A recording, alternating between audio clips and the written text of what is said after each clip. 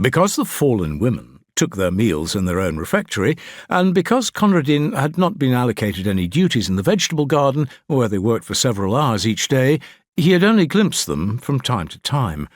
When he took the pails of scraps over to their refectory, he left them in the small porch behind the kitchen, and did not even see the cook, who would later come out to collect them.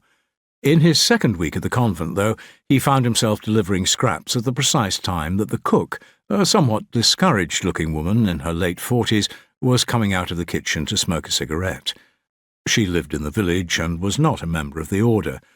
She seemed keen to speak to Conradin. "You're new, aren't you?"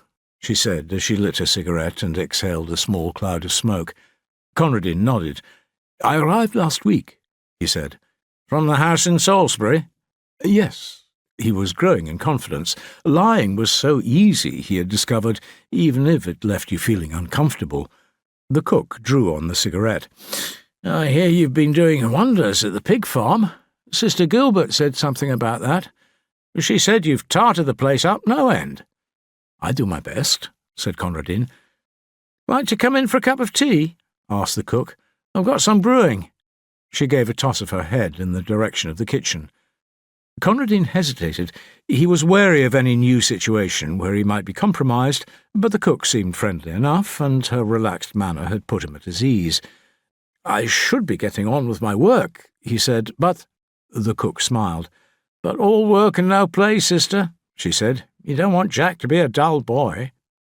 As they made their way into the kitchen, Conradin saw that there were two young women already there, sitting on chairs in front of a large wood-burning range. One was conspicuously pregnant, the other less so. The young women looked up from the mugs of tea they were holding. They smiled at Conradin. "This is Sister..." began the cook, looking for help from Conradin. "Sister Conradin."